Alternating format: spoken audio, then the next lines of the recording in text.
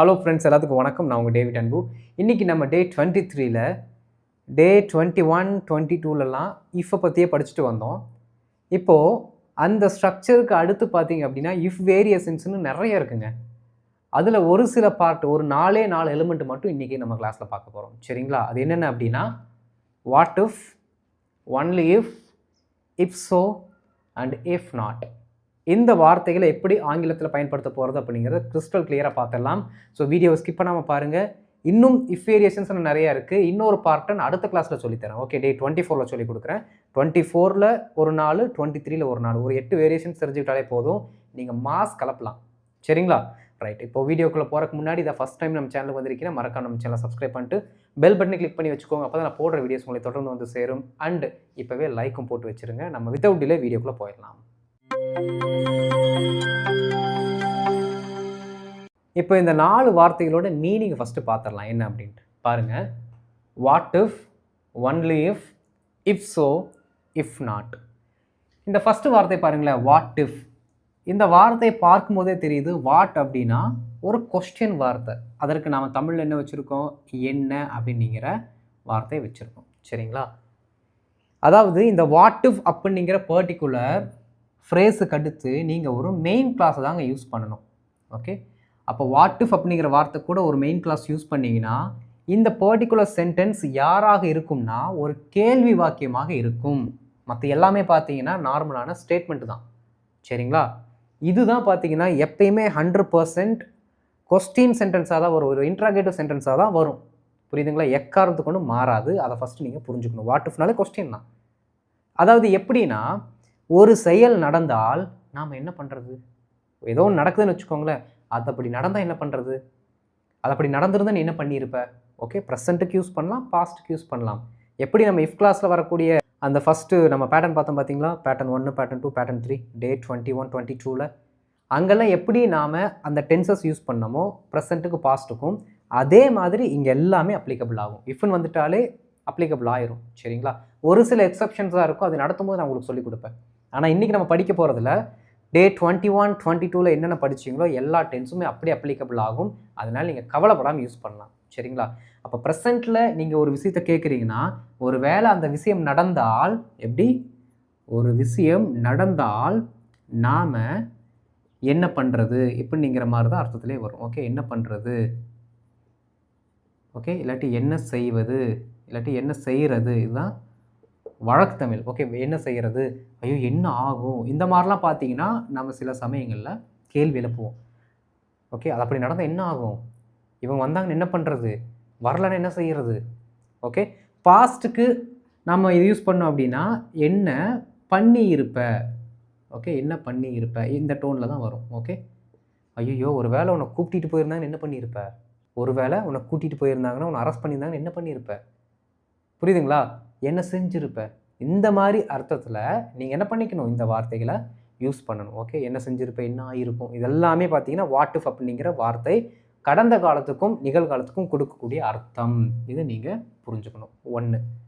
அடுத்து only if. நம்ம ஒன்லினாலே தெரியும் அதுதான், அது மட்டும்தான் அப்படிங்கிறது தான் நம்ம ஒன்லி அப்படிங்கிற வார்த்தையை யூஸ் பண்ணுவோம். ஆனால் இங்கே எப்படின்னா, ஒரு விஷயம் நடந்தால் மட்டும்தான் இன்னொரு விஷயம் நடக்கும் அப்படிங்கிற அந்த அழுத்தத்தை சொல்வதற்கு. எப்படி 2 விஷயம் நடக்கணும், 2வது விஷயம் நடக்கிறதுக்கு முன்னாடி ஒரு விஷயம் நடந்தால் தான் இன்னொரு விஷயம் நடக்கும். அதுதான் நம்ம ஒன்லி இஃப் அப்படின்னு சொல்கிறோம். தமிழில் நடந்தால்தான் அப்படிங்கிற அர்த்தத்தை வச்சுக்குவாங்க. ஓகே, நடந்தால்தான். ஓகே, இல்லாட்டி நடந்தால் ஒழிய, நடந்தால் மட்டும். ஓகே, நடந்தால் மட்டும் அப்படிங்கிற அர்த்தத்தையும் நம்ம வச்சுக்கலாம். ஓகே, என்ன நடந்தால் மட்டும், ஃபஸ்ட்டு ஒரு ஆக்ஷன் நடக்கணும், இந்த ஆக்ஷன் நடந்தால் மட்டும்தான் இன்னொரு ஆக்ஷன் என்ன ஆகும் அப்படின்னா நடக்கும். ஓகே, நடந்தால் மட்டும்தான் இன்னொரு ஆக்ஷன் நடக்கும். புரியுதுங்களா? அப்போது எந்த ஒரு விஷயம் நடக்குமோ கன்ஃபார்மாக நடக்கும். அதாவது ஒரு இன்சிடெண்ட் நடந்தால் தான் அதை தொடர்ந்து இன்னொரு இன்சிடெண்ட் நடக்கும்ல, அதைத்தான் நம்ம ஃபஸ்ட்டு ஒரு மெயின் கிளாஸாக எழுதிக்கணும். அதற்கடுத்து இந்த பர்டிகுலர் ரூட் வேர்டை போட்டுட்டு அதற்கூட ஒரு மெயின் கிளாஸ் போடணும். இது என்ன அப்படின்னா, இந்த சம்பவத்தின் அடிப்படையில் தான் இன்னொன்று நடக்கும். இது நடந்தால் தான் இது நடக்கும். புரியுதுங்களா? எப்படி அந்த ஒன்லி இஃப்ங்கிற வார்த்தை கூட வரக்கூடிய சென்டென்ஸ் வருது பார்த்தீங்களா, அதில் இருக்க அந்த பர்டிகுலர் இன்சிடென்ட் நடந்தால்தான் இது நடக்கும். ஸோ ஃபஸ்ட்டு இது நடக்கணும், அதுக்கப்புறம் இது நடக்கும். சரிங்களா? இது ஒன்லி இஃப்க்கு நீங்கள் தெரிஞ்சு வச்சுக்க வேண்டிய ஒரு ஸ்ட்ரக்சர். நம்ம இப்போது எக்ஸாம்பிள்ஸ்குள்ளே போகும்போது உங்களுக்கு புரியும். இப்போ நான் பேசிக்ஸ் மட்டும் சொல்லி கொடுத்துட்ருக்கேன். அடுத்து பாருங்கள், இஃப் ஸோ.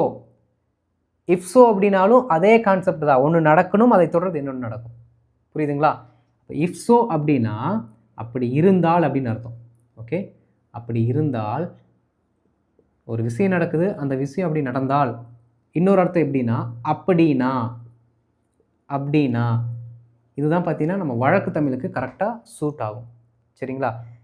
நீ படத்துக்கு டிக்கெட் வச்சுருக்கியா, நீ படத்துக்கு டிக்கெட் வச்சுருக்கியா அப்படின்னா படத்தை பாரு, அப்படி இருந்துச்சுன்னா படத்தை பாரு அப்படின்னு நம்ம சொல்லுவோம். அப்போ மேக்ஸிமம் இது பார்த்தீங்கன்னா ஒரு கொஸ்டின் சென்டென்சஸ் கூட தான் சேர்ந்து வரும். ஓகேங்களா? ஒரு கொஸ்டின்ஸ் கூட தான் சேர்ந்து வரும். இந்த கொஸ்டின், அதற்கடுத்து இந்த பர்டிகுலர் ரூட் வேர்டு, அதற்கடுத்து வர்றதை நீங்கள் என்ன பண்ணிக்கலாம், கொஸ்டின் சென்டென்ஸாகவும் போட்டுக்கலாம், இல்லாட்டி ஸ்டேட்மெண்ட்டாகவும் போட்டுக்கலாம். தப்பு இல்லை, எப்படி வேணாலும் போட்டுக்கலாம். ஆனால் கண்டிப்பாக இந்த இஃப் ஸோ அப்படிங்கிற சென்டென்ஸ் வந்தால் அதிகபட்சமாக ஒரு 90% கேள்விகள் அப்படி இருக்க சென்டென்ஸை வச்சு தான் வரும். அதை நீங்கள் புரிஞ்சுக்கணும். சரிங்களா? இதோட ஆப்போசிட் தான் இஃப் நாட். ஏன் அப்படின்னா, இஃப் நாட் அப்படின்னா இல்லாட்டி. இல்லாட்டி இதோட ஜஸ்ட் ஆப்போசிட். உங்கள்கிட்ட படத்துக்கு டிக்கெட் இருக்கா, இல்லாட்டி என்கிட்ட கேளு. எப்படி, படத்துக்கு டிக்கெட் இருக்கா, இல்லாட்டி நான் கொடுக்குறேன். படத்துக்கு டிக்கெட் இருக்கா அப்படின்னா படத்தை பாரு. ஓகே, அப்போது இஃப் ஸோன்னு போட்டிங்கன்னா அப்படின்னா அப்படிங்கிற அர்த்தத்தையும், இஃப் நாட்டுன்னு போட்டிங்கன்னா இல்லாட்டி அப்படிங்கிற ஒரு நெகட்டிவ் அர்த்தத்தையும் கொடுக்கும். புரியுதுங்களா? ரைட். இஃப் நாட் இல்லாட்டி, இதற்கு நம்ம இஃப் கிளாஸில் இல்லாமல் ஒரு வார்த்தை வச்சுருக்கோம், அது அதர்வைஸ் அப்படிங்கிற வார்த்தையை நம்ம யூஸ் பண்ணலாம். ரெண்டுமே இன்டர்சேஞ்சபிள். நம்ம இன்றைக்கி இஃப் நாட் மட்டும் தான் நம்ம பார்க்க போகிறோம். அதனால் இந்த வார்த்தையில் தான் நம்ம யூஸ் பண்ண போகிறோம். இதுவும் பார்த்தீங்க அப்படின்னா ஒரு மெயின் கிளாஸ் வேணும். அந்த மெயின் கிளாஸ் கொஸ்டின் சென்டென்ஸாகவும் இருக்கலாம், நார்மல் ஸ்டேட்மெண்ட்டாகவும் இருக்கலாம். அதற்கடுத்து இந்த பர்டிகுலர் ரூட் வேர்டு, அதற்கடுத்து இன்னொரு மெயின் கிளாஸ். அவ்வளோதாங்க. இதுதான் ஸ்ட்ரக்சர். அப்போது பொதுவாக நீங்கள் ஒன்று புரிஞ்சுக்கணும், என்ன அப்படின்னா இந்த எல்லாத்துலேயுமே வாட் இஃப் அப்படிங்கிற ஒரே ஒரு ஃப்ரேஸுக்கு மட்டும், ஒரே ஒரு ரூட் வேர்டுக்கு மட்டும்தான் பார்த்தீங்க அப்படின்னா பின்னாடி ஒரு மெயின் கிளாஸ் வரணும். மற்ற எல்லாத்துக்குமே முன்னாடி ஒரு மெயின் கிளாஸ், இடையில ஒரு ரூட் வேர்டு, அதற்கப்புறம் ஒரு மெயின் கிளாஸ். இது மீதி இருக்க 3க்கும். சரிங்களா? முன்னாடி ஒரு மெயின் கிளாஸ், அதற்கடுத்து ரூட் வேர்டு, அதற்கடுத்து வரக்கூடிய மெயின் கிளாஸ். இந்த மெயின் கிளாஸ் ஃபஸ்ட்டு வர மெயின் கிளாஸ் பார்த்தீங்கன்னா தனிச்சு வரணும். அதனால் அப்போ கமா மட்டும் போட்டுக்கலாம். இந்த ஒரு மெயின் கிளாஸ் தனிச்சு வரணும், அதற்கடுத்து வரக்கூடியது பின்னாடி வரக்கூடிய மெயின் கிளாஸ் கூட சேர்ந்து வரணும். இதுதான் ஸ்ட்ரக்சர். இப்படி வந்துச்சுன்னா இந்த ஸ்ட்ரக்சர் நீங்கள் போட்டு பேசி பழகிட்டிங்கன்னா ஈஸியாக இருக்கும். And at the same time மீனிங்கும் சூப்பராக கன்வே ஆகும். சரிங்களா ஃப்ரெண்ட்ஸ்? ரைட். இப்போ என்ன பண்ண போகிறோம் அப்படின்னா ஒவ்வொரு செட்டுக்குமே கடன்னு என்ன பண்ணலாம், நம்ம ஒரு சில எக்ஸாம்பிள்ஸ் பார்க்கலாம். நான் எழுத என்ன பண்ணணும் அப்படின்னா நீங்கள் வேகமாக என்ன பைபாஸ் பண்ணி எழுதிட்டே வரணும். சரிங்களா? ரைட். இப்போ நம்ம எக்ஸாம்பிள்ஸ் பார்க்கலாம். ஃப்ரெண்ட்ஸ், இப்போ ஃபஸ்ட்டு வாட் இஃப் அப்படிங்கிற அந்த ரூட் வேர்டுக்கு ஒரு சில எக்ஸாம்பிள்ஸ் பார்க்கலாம். கடன் என்ன பண்ணணும் அப்படின்னா நீங்கள் கூட சேர்ந்து எழுதிட்டே வரணும். ஏன்னா ஆல்ரெடி இது நமக்கு தெரிஞ்ச கான்செப்ட்ஸ் தான். ரூட் வேர்டை மட்டும் முன்னாடி போட போகிறோம், அவ்வளோதான். பாருங்கள், உன்னை அவங்க தேர்வு செய்யாவிட்டால் என்ன செய்யறது? இதுக்கப்புறம் ஓகே, இப்போது இன்டர்வியூ ஒருத்தர் போகிறான்னு வைங்களேன், ஒரு வேளை ஒன்று இன்டர்வியூவில் செலக்ட் பண்ண என்ன பண்ணுறது அப்படின்னு நம்ம கேட்போம்ல. இப்போது இதற்கு அடுத்து இதை நீங்கள் ப்ரெசென்ட்லேயும் வச்சு கேட்கலாம், இல்லாட்டி ஃப்யூச்சர்லேயும் வச்சு சொல்லலாம். மீனிங் வந்துடும். சரிங்களா? கூச்சப்படாமல், சந்தேகப்படாமல் என்ன பண்ணுங்கன்னா பேசுங்க. நிறைய டைம் நீங்கள் சந்தேகப்பட்டே என்ன பண்ணுவீங்கன்னா ஒரு சில சென்டென்சஸ் மேக் பண்ணாமல் விட்டுருவீங்க. ஆனால் அது உங்களுக்கு ஈஸியாக இருந்திருக்கும். அப்போலாம் பண்ணக்கூடாது. ஓகே, ஒன்று ப்ரெசென்ட் இல்லாட்டி ஃப்யூச்சர் எது போட்டு சொன்னாலும் மீனிங் வந்துடும். சரிங்களா? ரைட். அவங்க உன்னை தேர்வு செய்யாவிட்டால் என்ன செய்வது? ஓகே, பாருங்கள், செய்யாவிட்டால்னா நெகட்டிவில் இருக்குது. என்ன செய்வது, அதோட ரூட் வேர்ட் நம்ம எழுதிடலாம். ஓகே, வாட் இஃப் அவங்க உன்னை தேர்வு செய்யாவிட்டால், அவங்க உங்களை தேர்வு செய்ய போகிறதில்லை அப்படிங்கிற டோனில் நீங்கள் சொல்லணும். ஏன்னா இதுக்கப்புறம் தான் நடக்க போகுது. அவங்க உன்னை செலக்ட் பண்ண மாட்டாங்க அப்படிங்கிற டோனில் நீங்கள் சொல்லணும். சரிங்களா? வாட் இஃப் அவங்க உன்னை செலக்ட் பண்ண மாட்டாங்க.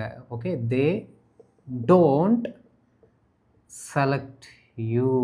தே ஓன்ட் செலக்ட் யூன்னு சொன்னாலும் கரெக்டு தான், தே டோன்ட் செலக்ட் யூன்னு சொன்னாலும் கரெக்டு தான், தப்பு இல்லை. பாருங்கள், what if they don't select you? Question mark. What if they don't select you? ஐயோ, ஒரு வேளை அவங்க ஒன்று செலக்ட் பண்ணணும்னு என்ன பண்ணுறது? ஹைப்போதெட்டிக்கல் தான். ஏன்னா எல்லாமே ஒரு வேளை அப்படி நடந்தால் என்ன பண்ணுறது, இப்படி நடந்தால் என்ன பண்ணுறது அப்படின்னு கேட்குறோம்ல. எல்லாமே பார்த்தீங்கன்னா அந்த மாதிரி டோன்லேயே தான் வரணும். ஒரு ஹைப்போதெட்டிக்கல் சிச்சுவேஷனே தான். சரிங்களா? What if they don't select you, அவங்க உன்னை செலக்ட் பண்ணலாம் என்ன பண்ணுறது, அவங்க உன்னை தேர்வு செய்யாமல் இருந்திருந்தால் என்ன பண்ணியிருப்ப, இருந்திருந்தால் அப்படி நடந்திருந்தால் என்ன ஆகிருக்கும், பாஸ்ட். ஓகே, அப்போ ரொம்ப சிம்பிள், நடந்திருந்திருந்தால் அப்படின்னு இருக்குது. அப்போ ஹேட் அப்படிங்கிற பாஸ்ட் பர்ஃபெக்ட் நீங்கள் யூஸ் பண்ணணும். ஓகேங்களா, அதே மாதிரி வாட் இஃப்ங்கிற வார்த்தையை முன்னாடி போட்டுக்கோங்க.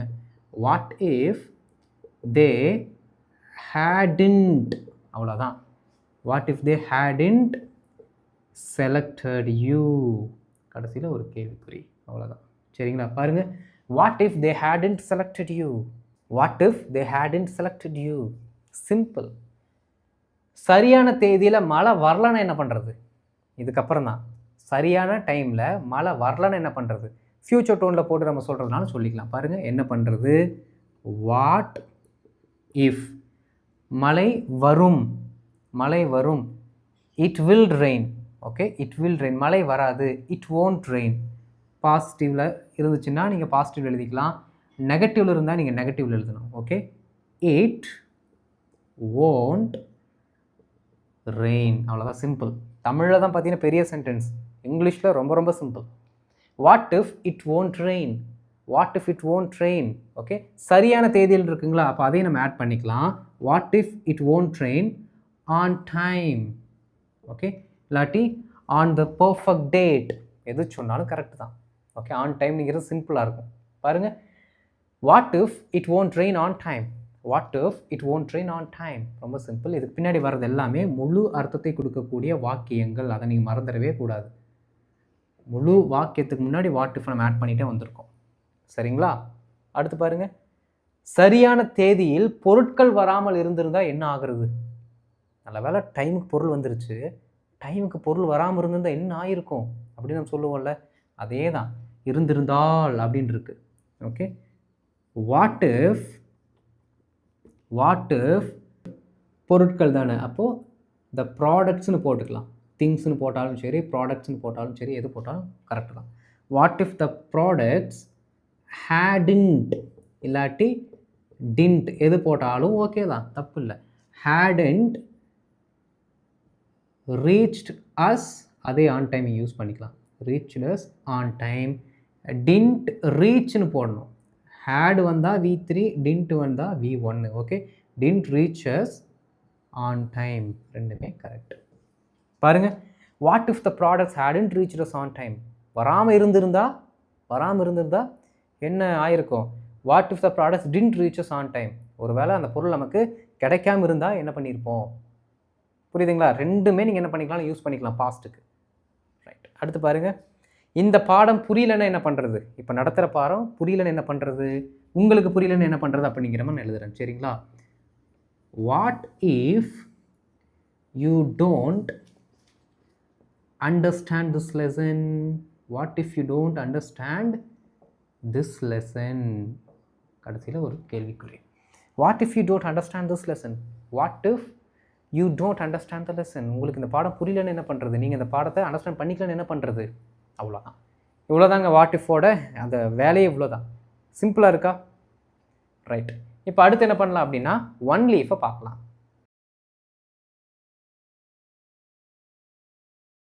இப்போது இந்த ஒன் லீஃப் அப்படிங்கிறதுக்கு ஒரு சில எக்ஸாம்பிள்ஸ் பார்க்கலாம். பாருங்கள், ஃபஸ்ட்டு ஒரு மெயின் கிளாஸ் வரணும், அதற்கடுத்து இந்த ரூட் வேர்ட், அதற்கடுத்து ஒரு மெயின் கிளாஸ். இப்போது இந்த மாதிரி தமிழில் நீங்கள் பேசும்பொழுது கொஞ்சம் யோசிக்கணும், என்ன அப்படின்னா அந்த தான் தான் தான் எங்கெல்லாம் வருதோ அதற்கு அடுத்து இருக்கிற பர்டிகுலர் சென்டென்ஸ் தான் பார்த்தீங்கன்னா நீங்கள் ஃபஸ்ட்டு எழுதணும். சரிங்களா, இதைத்தான் நீங்கள் ஃபஸ்ட்டு கொண்டு வந்துடணும். பாருங்கள், பின்னாடி இருக்க ஃபுல் சென்டென்சஸ் எல்லாத்தையும் மார்க் பண்ணிடலாம். அப்போது எதெல்லாம் மார்க் பண்ணியிருக்குமோ அதுதான் ஃபஸ்ட்டு வரக்கூடிய மெயின் கிளாஸ். இந்த தான், மட்டும் தான், இருந்தால்தான்லாம் எந்தெந்த மாதிரிலாம் இடத்துல வருதோ அந்த சென்டென்சஸ் எல்லாம் பின்னாடி வரணும் அப்படின்னு அர்த்தம். சரிங்களா, அந்த இருந்தால்தான், மட்டும்தான் அப்படிங்கிற வார்த்தை மட்டும் பிரிச்சுட்டிங்கன்னா அந்த இஃப் கூட சேர்ந்து வரக்கூடிய சென்டென்ஸை நீங்கள் ஈஸியாக ஐடென்டிஃபை பண்ணிடலாம். ஓகே, பாடம் புரிந்தால்தான், அப்போது பாடம் புரியணும், எனக்கு பாடம் புரியணும் அப்படிங்கிறது தான் அர்த்தம். சரிங்களா, என்னால் பாடத்தை அண்டர்ஸ்டாண்ட் பண்ணிக்கிட்டாதான் வீட்டு பாடம் செய்ய முடியும். இந்த மாதிரி ஒவ்வொரு இடத்துலையுமே அந்த இஃப் அப்படிங்கிற வார்த்தையை பிரித்து என்ன பண்ணிடலாம், மீனிங்கை நம்ம ஐடென்டிஃபை பண்ணிடலாம். சரி, இப்போ பாருங்கள், ஃபஸ்ட்டு பின்னாடி இருக்கிறது எழுதிடுவோம். என்னால் வீட்டு பாடம் செய்ய முடியும். Okay, I can do homework. Simple. I can do homework, உடனே அந்த ஒன்லி இஃப் அப்படிங்கிற வார்த்தையை போட்டணும். சரிங்களா? ஒன்லி இஃப் பாடம் புரிந்தால்தான், அப்போ நான் பாடத்தை புரிஞ்சுக்கிட்டாதான் அப்படின்னு அர்த்தம். Only if I understand the lesson. அவ்வளோதாங்க ஃப்ரெண்ட்ஸ். ஒரு சிலர் பார்த்தீங்கன்னா இப்படி சொல்லுவாங்க, if I understand the lesson only I can do homework. எப்படி? If I understand the lesson only I can do homework அப்படின்னு சொல்லுவாங்க. அப்படி சொல்லாதீங்க, அது ஸ்டாண்டர்ட் இங்கிலீஷ் கிடையாது. நாமளே எது ரொம்ப முக்கியமோ அதை மட்டும் தான் ப்ராக்டிஸ் பண்ணுறோம். அதையும் தப்பாக ப்ராக்டிஸ் பண்ணக்கூடாது, அதை பர்ஃபெக்டாக ப்ராக்டிஸ் பண்ணிடணும். அப்போது இதுதான் perfect structure. I can do homework only if I understand the lesson. I can do homework only if I understand the lesson. உன்னை தினமும் பார்த்தா தான் எனக்கு தூக்கம் வரும். பின்னாடி இருக்க சென்டென்ஸ் அப்படி எழுதுங்க, எனக்கு தூக்கம் வரும். ஓகே, என்னால் தூங்க முடியும் அப்படின்னு சொல்லலாமா? அதான் கரெக்ட். என்னால் தூங்க முடியும்னு சொல்கிறதான் வழக்கு தமிழில் பார்த்தீங்கன்னா நாம் அந்த சென்ஸோடு சொல்லுவோம். Okay, I can sleep only if, I can sleep only if, உன்னை தினமும் பார்த்தால்தான், only if I see you daily, தினமும் பார்க்கணும் தான். அப்போ சிம்பிள் ப்ரெசென்ட்டில் போட்டுருங்க. ஓகே, பாருங்கள், I can sleep only if I see you daily. I can sleep only, I can sleep peacefully சொல்லலாம். I can sleep peacefully only if I see you daily. Simple. விளையாட விட்டால் தான் நீ சாப்பிடுவியா? கொஸ்டினில் வந்துருச்சு. விளையாட விட்டால் தான் நீ சாப்பிடுவியா? ரொம்ப சிம்பிள். சாப்பிடுவாயா? கொஸ்டின். வில் யூ ஈட்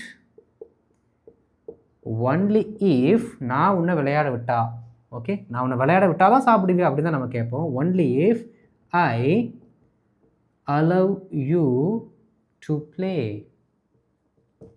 பாருங்க, will you eat only if I allow you to play. Will you eat only if I allow you to play. கொஸ்டினாகவும் நீங்கள் கேட்கலாம், ஆனால் அந்த கொஸ்டினை நீங்கள் முன்னாடி ஆட் பண்ணிடணும். சரிங்களா? ரைட். இன்டர்நெட் இருந்தால் தான் மொபைலுக்கு மதிப்பு. இன்டர்நெட் இருந்தால் தான் மொபைலுக்கு மதிப்பு. மொபைலுக்கு மதிப்பு ரொம்ப simple. The mobile phone. Okay, the mobile phone is valued. Okay, அப்போ தான் அது வேல்யூ பண்ணுவோம் அப்படின்னு அர்த்தம். த mobile phone is valued only if, internet இருந்தால் தானே, இஃப் தேர் இஸ் இன்டர்நெட். இன்டர்நெட்டுக்கு முன்னாடி த போட்டுக்கோங்க, இல்லாட்டி எந்த ஆர்டிக்கிளுமே போட வேண்டாம் என்ன கேட்டிங்கன்னா. ஓகே, சிம்பிள் எழுதிடுங்க. The mobile phone is valued only if there is internet. The mobile phone is valued only if there is internet. Simple. வேலை செஞ்சுருந்தால் மட்டும்தான் உனக்கு அனுபவம் கிடச்சிருக்கும். எப்படி? வேலை செஞ்சுருந்தால் தான் உனக்கு அனுபவம் கிடச்சிருக்கும். பாஸ்டில் பேசுகிறோம். ரொம்ப சிம்பிள். யூ would have, அதை தான் யூஸ் பண்ணணும் நம்ம. Okay, you would have got experience. You would have got experience only if you had worked. Okay, ஏன்னா if கூட had plus v3 வந்தால் தான் இங்கே நம்ம would have plus v3 use பண்ண முடியும். நம்ம ஆல்ரெடி பார்த்தது தான். ஓகே, பாருங்கள், you would have got experience only if you had worked. Okay, you would have got experience only if you had worked. Simple. Okay friends, அவ்வளோதாங்க. ரொம்ப ரொம்ப சிம்பிளாக கொஸ்டின்ஸ் எல்லாமே நீங்கள் கிராக் பண்ணிட்டு வர ஆரம்பிச்சிட்டிங்க. அப்போ உங்களுக்கு புரிஞ்சிருச்சுன்னு அர்த்தம். இப்போ அடுத்து பார்த்தீங்கன்னா இஃப் நாட் இருக்குது, அப்புறம் இஃப் ஸோ இருக்குது, அதையும் பார்த்துருவோம்.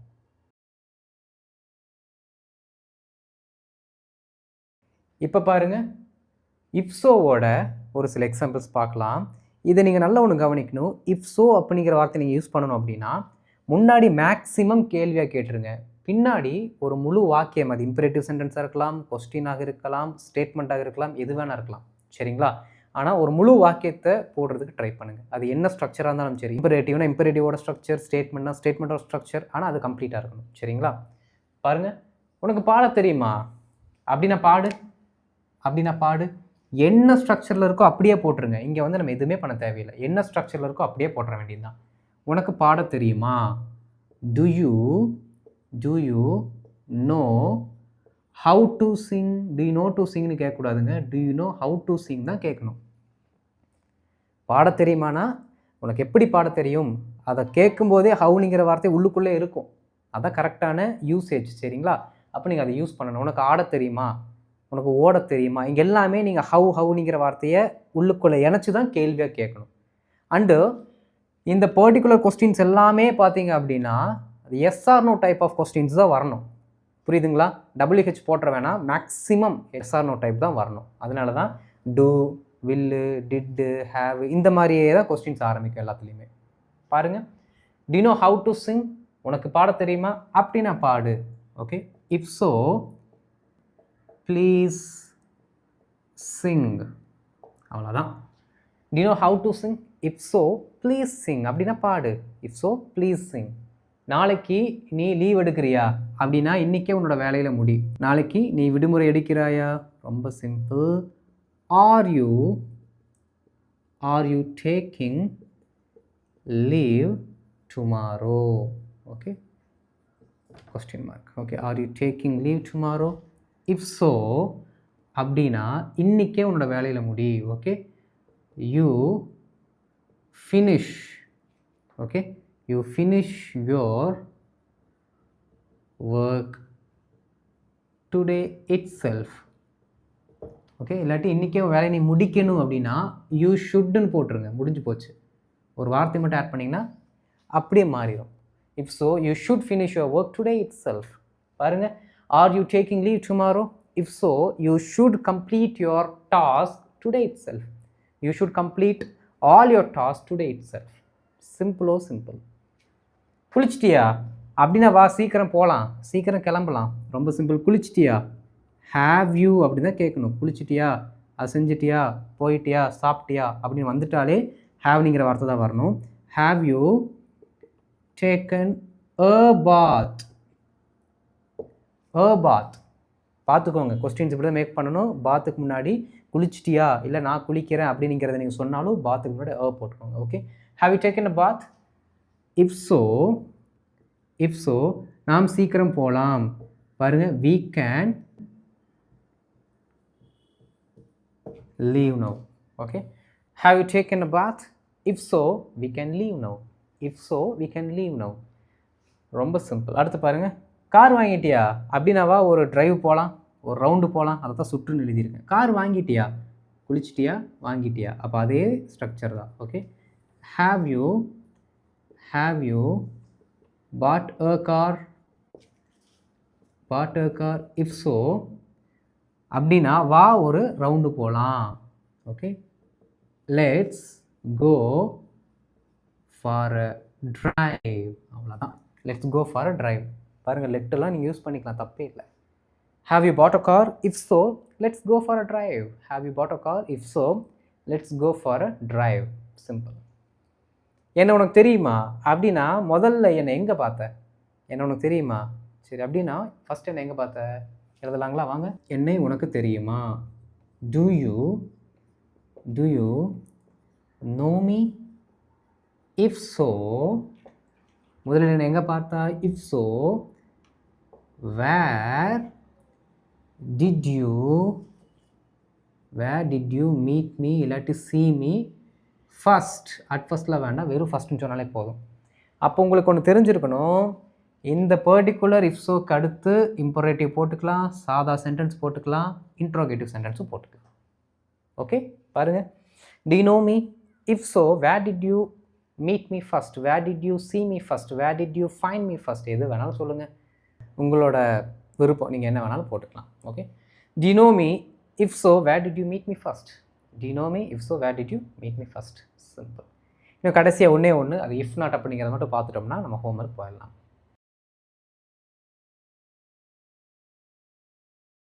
இப்போது ஒரு சில எக்ஸாம்பிள்ஸ் இஃப் நாட்டுக்கு பாருங்களேன். முன்னாடி இன்ட்ரோகேட்டிவ் யூஸ் பண்ணிக்கலாம், இம்பரேட்டிவ் யூஸ் பண்ணிக்கலாம், நார்மல் சென்டென்ஸ் யூஸ் பண்ணிக்கலாம், கலந்து அடிக்கலாங்க இந்த இஃப் நாட்டு கூட. எல்லாமே மீனிங்கை கொடுத்துரும். அதை செஞ்சிட்டியா, இல்லாட்டி செய்.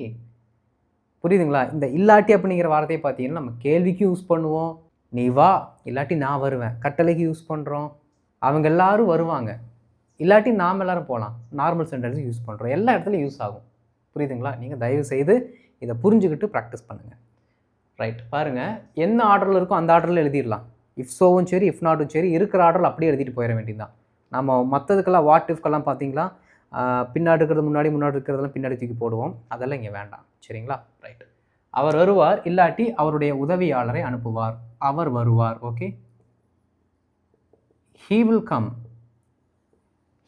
இல்லாட்டி if not அவருடைய உதவியாளரை அனுப்புவார். Okay, he will send his assistant. அவ்வளோதாங்க. Correct. he will come, if not he will send his assistant. he will come, if not he will send his assistant. Simple. எல்லாவற்றையும் எடுத்துட்டியா? இல்லாட்டி இன்னொரு டைம் சரியாக check பண்ணிக்கோ, இன்னொரு டைம் கரெக்டாக check பண்ணிக்கோ அப்படின்னு சொல்கிறோம். எல்லாத்தையும் எடுத்து விட்டாயா? ரொம்ப சிம்பிள்.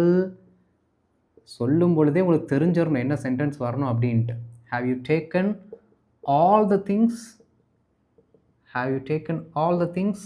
கேள்வி. ஓகே, இஃப் நாட் இன்னொரு முறை சரிபார்த்துக்கொள். ஓகே, ப்ளீஸ்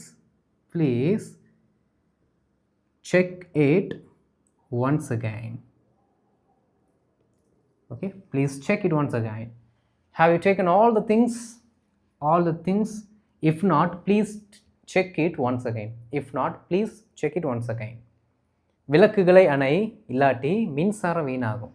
விளக்குகளை அணை கட்டளை வாக்கியம். Okay, turn off the lights. Simple. Turn off the lights. If so, இல்லாட்டி மின்சாரம் வீணாகும். Okay, the electricity will go to waste. go to waste நீங்கள் பார்த்தீங்கன்னா ஒரு நார்மலான ஸ்டாண்டர்ட் ஃப்ரேஸ் இங்கிலீஷ்காரங்க யூஸ் பண்ணுவாங்க, அதை அப்படி நம்ம யூஸ் பண்ணிக்கலாம். பாருங்கள், turn off the lights. if so, the electricity will go to waste. மின்சாரத்தை அணை, விளக்குகளை அணை, இல்லாட்டி மின்சாரம் வீணாக போகும் அப்படின்னு நம்ம சொல்கிறோம். the electricity will go to waste. பேருந்து 10 நிமிடத்திற்குள் வர வேண்டும், இல்லாட்டி நான் டாக்ஸி அழைப்பேன். 10 நிமிஷத்தில் வரணும். Okay, the bus should, okay, the bus should arrive 10 நிமிடத்திற்குள் தானே, அப்போது by 10 minutes. அவ்வளோதாங்க. அந்த டைமுக்குள்ளே அப்படின்னு சொல்லும்போது நம்ம பைங்கிற ப்ரிப்போசிஷன் யூஸ் பண்ணுவோம், அதை அப்படி யூஸ் பண்ணியாச்சு. Okay, the bus should arrive by 10 minutes. the bus should arrive by 10 minutes. இல்லாட்டி நான் டாக்ஸி அழைப்பேன். அப்படி வரல அப்படின்னா if not I will call a taxi. I will book a taxi, எது வேணாலும் சொல்லிக்கலாம். I will call a taxi, I will take a taxi, I will book a taxi, எது வேணாலும் சொல்லுங்கள். Okay, the bus should come by 10 minutes. the bus should come by 10 minutes. if not I will call a taxi. நாம் இப்போது போக வேண்டும், இல்லாவிட்டால் திரைப்படத்தை தவற விடுவோம், படத்தை மிஸ் பண்ணிடுவோம். நாம் இப்போது போக வேண்டும். Okay, we must. நான் எதுவும் இங்கே பாருங்கள், நான் இங்கே மஸ்ட்டுன்னு போடுறதுனால நீங்களும் மஸ்ட்டு தான் போடணும் அவசியம் கிடையாது. ஷுட்டு போடலாம், ஹேவ் டு போடலாம், ஆட் டு போடலாம், நீட் டு போடலாம், எது வேணாலும் போட்டுக்கலாம். சரிங்களா? We must leave now. நாம் இப்போது கிளம்ப வேண்டும், இல்லாட்டி இஃப் நாட் படத்தை தவற விடுவோம். We will miss the movie. Okay, we will miss the movie. We must leave now. If not we will miss the movie. அவ்வளோதான் ஃப்ரெண்ட்ஸ், ரொம்ப சிம்பிள். அப்போ இன்றைக்கி உங்களுக்கு இந்த particular if variations, what if, only if not, if so அப்படிங்கிற எல்லாமே crystal கிளியராக உங்களுக்கு புரிஞ்சிருக்கும். இதோடு நிறுத்தாமல் இன்னும் நிறைய எக்ஸாம்பிள்ஸ் எடுத்து நீங்கள் ப்ராக்டிஸ் பண்ணுங்கள். சரிங்களா? இப்போ நான் ஒரு சில ஹோம்ஒர்க் கொடுப்பேன், அதையும் ட்ரை பண்ணுங்கள். ஹோம்ஒர்க்கோட ஆன்சர்ஸும் இருக்கும், அதை பார்த்து செக் பண்ணுங்கள். இருந்தாலும் நீங்கள் உங்களோட ஓனில் என்ன பண்ணணும் அப்படின்னா, you need to work a lot, you need to do hard work. கண்டிப்பாக நீங்கள் என்ன பண்ணணும், கடின முயற்சி செய்ய வேண்டும். சரிங்களா? ரைட். இந்த வீடியோ உங்களுக்கு பிடிச்சிருந்துச்சுன்னா மறக்காமல் லைக் பண்ணிட்டு மற்றவங்களுக்கு ஷேர் பண்ணுங்கள், அவங்களும் தெரிந்து கொள்ளட்டும். அண்ட் இதை நம்ம சேனலுக்கு ஃபஸ்ட் டைம் வந்திருக்கீங்கன்னா மறக்காமல் the only one thing that you have to do is subscribe and click the bell icon. அப்போ தான் நான் போடுற வீடியோஸ் உங்களை தொடர்ந்து சேரும். சரிங்களா? அடுத்த வீடியோஸில் ஒரு சூப்பரான டாபிக் உங்களை பார்க்குறேன். அது வரைக்கும் என்ன பண்ணுங்கள், நல்லா ப்ராக்டிஸ் பண்ணிட்டு இருங்க friends. Okay, I'll meet you soon. Thank you.